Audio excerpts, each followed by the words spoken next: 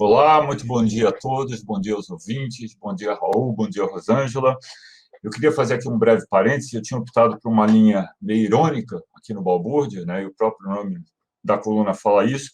Porém, o mundo e as tragédias que tem nos cercado às vezes nos impõem que a gente fale com mais seriedade sobre as coisas. Então, eu vou me furtar um pouco hoje aqui para chamar a atenção para duas tragédias, tá? Uma mundial, outra nacional. Ah, a Mundial, evidentemente, é a Palestina que vem acontecendo. Eu quero chamar a atenção para o fato de que a narrativa que a gente vê na mídia nem sempre condiz com a realidade. Então, por exemplo, o maior exemplo disso foi a explosão do prédio da rádio e TV Al Jazeera, que está sendo noticiada pela mídia como a explosão de um prédio do Hamas. E isso não é verdade. Então, só para contextualizar, eu vou trazer aqui alguns fatos, tá? São fatos, são dados que foram trazidos aqui pelo jornalista internacional Pepe Escobar. Então, apenas para a gente ter uma noção do que acontece na Palestina. A população são de quase 2 milhões de pessoas, uma das áreas mais densamente povoadas do planeta, um campo de concentração de fato ao ar livre. Não menos do que 50% são crianças. Tá? Um em cada 10 passa fome, em grande parte por causa da escassez de alimentos provocada pelo bloqueio israelense. O plano militar oficial de Israel é permitir apenas comida suficiente para que a população inteira quase não sobreviva. Ou seja, 50% da população depende de ajuda familiar. 70% das famílias são refugiados. Eles foram etnicamente expulsos do que agora é o sul de Israel. Do jeito que está, em números, temos 1.460.000 de pessoas refugiadas e uma população de 1.900.000 pessoas. São 8 campos de refugiados, alguns sendo bombardeados hoje, enquanto falamos. E nunca se esqueça de que Israel governou Gaza de 67 a 2005 e fez menos do que zero para melhorar suas condições terríveis. Temos, atualmente, apenas 22 centros de saúde, 16 escritórios de serviços sociais, 11 centros de distribuição de alimentos, atendendo cerca de 1 milhão de pessoas. Nenhum aeroporto ou porto, todos destruídos por Israel. Taxa de desemprego, 50%, o mais alto do planeta. Água limpa disponível para apenas 5% da população. O PIB per capita de Israel é 42 mil dólares ao ano. Na Palestina, de 3 mil dólares ao ano. Gaza, ainda menos. Então, esses são dados, são fatos absolutamente incontestáveis. A outra tragédia é a tragédia nacional, tá? Então, é sobre a flexibilização da lei L6938, de 98, né, quando da Constituinte, sobre licenciamento ambiental. Ela foi passada agora na madrugada de quinta-feira, dia 13, a toque de caixa.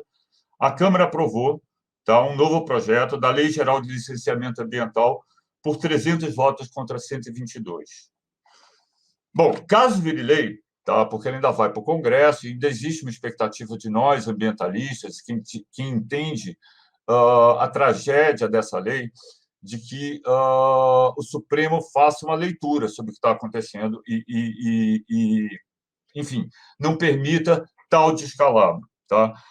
Se ela virar lei, ela pode produzir recordes de desmatamento. E vale a pena lembrar que, há pouco menos de algumas semanas atrás, naquela conferência do Biden, o Bolsonaro estava dizendo que, bom, enfim, a gente ia respeitar a lei de desmatamento, a gente ia produzir carbono zero, etc. E tudo isso é absolutamente mentiroso.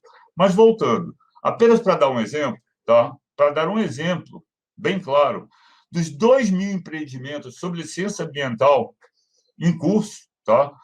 1.990 passarão a ser autolicenciados a partir do primeiro dia de vigência da nova lei. Por aí vocês entendam a gravidade disso. Só para a gente saber os principais problemas da atual PL: dispensa no licenciamento para agricultura, pecuária e avicultura, além de mais 13 tipos de atividade com impactos no meio ambiente. Brecha para disputa entre estados e municípios que poderão estabelecer regras de licenciamento menos rígidas do que as outras unidades da federação, para atrair empresas e investidores. Licença autodeclaratória, tá? Isso é um dos maiores absurdos, né? emitida automaticamente sem análise prévia do órgão ambiental, passa a ser regra. Na prática, torna o licenciamento exceção ao invés de regra.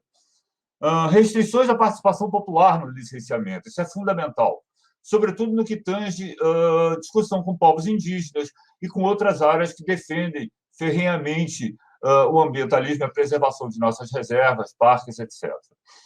Ameaça às unidades de conservação, temas indígenas são terras indígenas não totalmente demarcadas, 41% do total, e territórios quilombolas, né?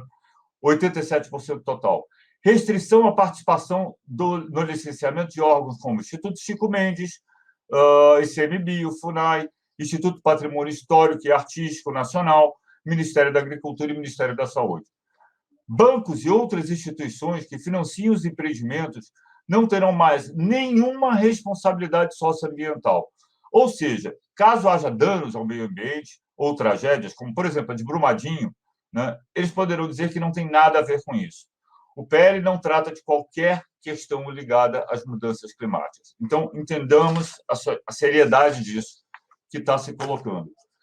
Para finalizar, eu queria só chamar a atenção que hoje é o Dia Internacional contra a Homofobia, e daqui a pouco a gente vai ter a nossa colunista, a Liros, falando sobre o assunto, então recomendo a todos que permaneçam e assistam. E lembrando, mais uma vez, que o Desacato é uma iniciativa, tá?